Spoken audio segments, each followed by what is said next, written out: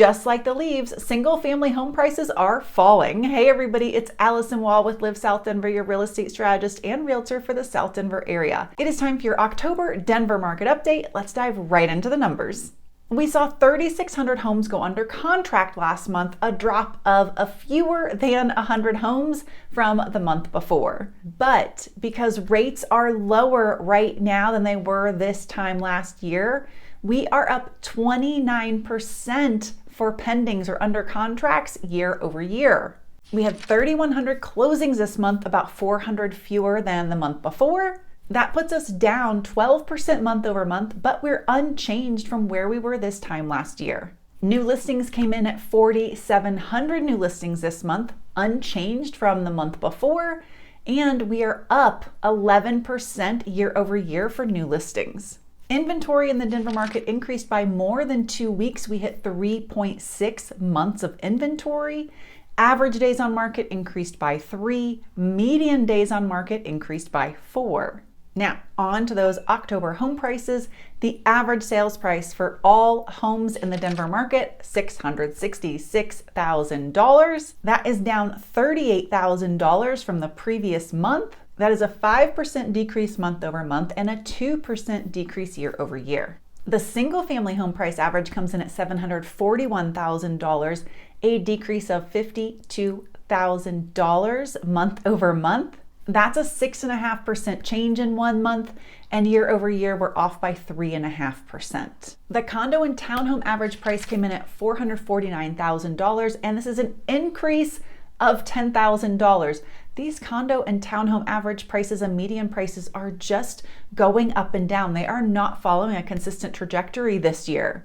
This puts them up 2.25% month over month. They are still down 5% year over year. All right, over to median home prices. The median sold price for all homes in the Denver market is $571,000. This is down $18,000 or 3% month over month.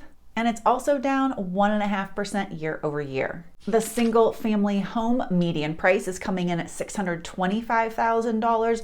This is a $25,000 decrease from the previous month. That puts us down 4% month over month and off the mark about 1.75 points year over year. The median condo and townhome price came in at a flat $400,000. This is up $5,000 from the previous month. So that gives them an increase month over month of just over 1%, but they are still down year over year about 3.5%. Last, the list price to sales price ratio really didn't budge over the last 4 weeks.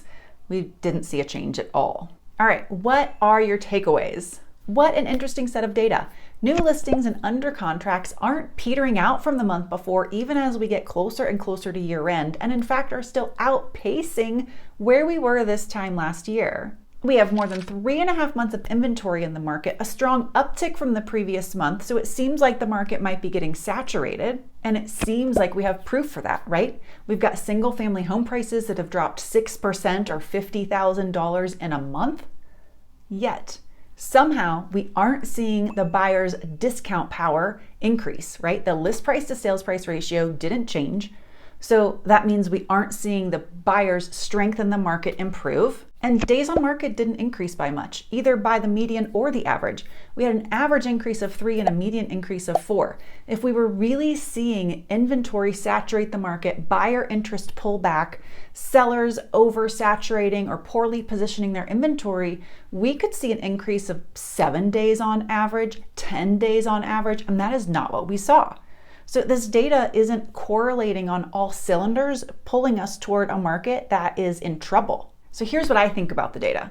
That large shift downward in single family home prices is, in my opinion, based on August sales closing in September. So in August under contracts closing in September, and August is generally in our market and severely this year, the doldrums. We see such a downtick in August. It's a horrible time to list a home. You really don't want to list even in late July coming into August. We see the biggest slump. Agents, when we're talking to each other, when we're calling about a house, when we're saying, hey, have you had any showings? What's going on? We see historically, and when we talk to each other, A house can go a week, 10 days, and not have a single showing. A home can have a price cut that's substantial and still not get a showing.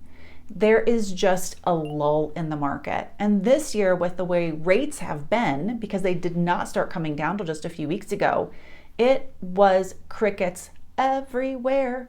So for a seller to move their inventory, it was a bloodbath, really, in pricing. And I think we're seeing that in the September data. And we're going to see a correction that's going to carry through.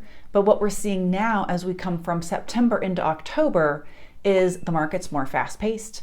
We have had a correction with rates that is more in favor of buyers. We're seeing it loosen up sellers. Sellers are interested in putting their inventory out.